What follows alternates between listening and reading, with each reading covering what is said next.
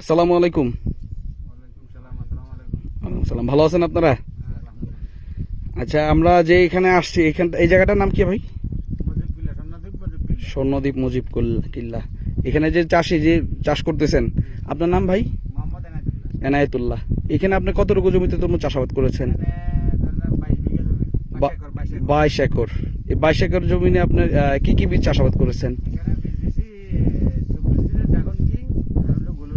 Glory jumbo. এই দুইটা জাত কি এবছর প্রথম চাষাবাদ করতেছেন, এর আগেও করছেন? আচ্ছা, এবছর কি অবস্থা, প্রাকৃতিক ভাবে কি অবস্থা বা ফলের? মোটামুটি আলহামদুলিল্লাহ ভালো আছে। তাই তো এইগুলা আজকে মোটামুটি কাটা হইলো না? আচ্ছা, এই যেগুলো আছে এগুলো আনুমানিক সাইজ কতটুকু হবে? না না, বললাম যে ওজন তরমুজ যেগুলো নিয়ে আসেন 10-15, আর তাছাড়া এগুলার থেকে একটু ছোট মালও আছে। মোটামুটি আপনার যতটুকু ফল লাগছে গড়ে কতটুকু, 6-7 কেজি ওজনও আছে আর উপরে বড় আছে। আচ্ছা, জাম্বুটা নিয়ে কিছু বলেন তো, জাম্বুটার কি অবস্থা? গ্লোরি জাম্বু আলহামদুলিল্লাহ ভালো আছে। ভালো আছে। মানুষ তো বলে জাম্বু আগের মতো নাই, ফলন হয় না, ভালো হয় না, কি বলে? আসলে তরমুজ চাষাবাদে আবহাওয়া, মাটি, পরিচর্যা এবং সর্বশেষ ভালো বীজ তো অবশ্যই প্রয়োজন।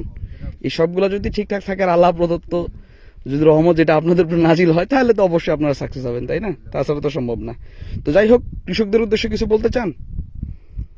যারা তরমুজ চাষাবাদ করে ওই সমস্ত কৃষকদের উদ্দেশ্যে এই জাত নিয়ে কিছু বলতে চান?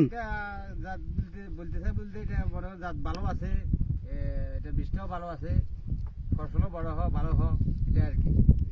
আপনি কি আগামীতে তরমুজ চাষাবাদ করবেন তো? আলহামদুলিল্লাহ আল্লাহ এই জাত দুইটা চাষাবাদ করবেন? করব ইনশাআল্লাহ, আল্লাহ যদি বাঁচায় রাখে আর কি। ধন্যবাদ সকলকে যারা এতক্ষণ শুনলেন। এই কৃষক ভাইকেও ধন্যবাদ। আমরাও দোয়া করব যাতে আমাদের যত কৃষক ভাই আছেন, সকল কৃষক ভাই যাতে তার ন্যায্য দামটা পায়। কারণ তরমুজ চাষাবাদের যতটা কষ্ট, আমরা তো বাজারে গেলে হুট করে একটা তরমুজ দামাদামি করে কিনে ফেলি, কিন্তু একটা তরমুজ উৎপাদন করতে কৃষকের কি পরিমাণে কষ্ট হয় সেটা কৃষকই ভালো বলতে পারে। তো আমরাও দোয়া করব যাতে আমাদের কৃষক ভাইরা ভালো দাম পায়। অলরেডি তো অন্যান্য সবজির দাম কমে গেছে, কৃষকরাও হতাশ। তরমুজের দাম যদি এরকম ভাবে না পায়, আমাদের কৃষক ভাইরা তো এটাতে আগ্রহ হারায় ফেলবে। তো সবাই কৃষক ভাইদের জন্য দোয়া করবেন যাতে তারা ভালো দাম পায় এবং আগামীতে তারা যাতে সুন্দরভাবে চাষাবাদ করতে পারে। ধন্যবাদ সকলকে। আর ক্যামেরায় আমি সাথে ছিলাম Mohammad Sakibul Islam, deputy regional manager, supreme seed company limited, Noakhali অঞ্চল। ধন্যবাদ।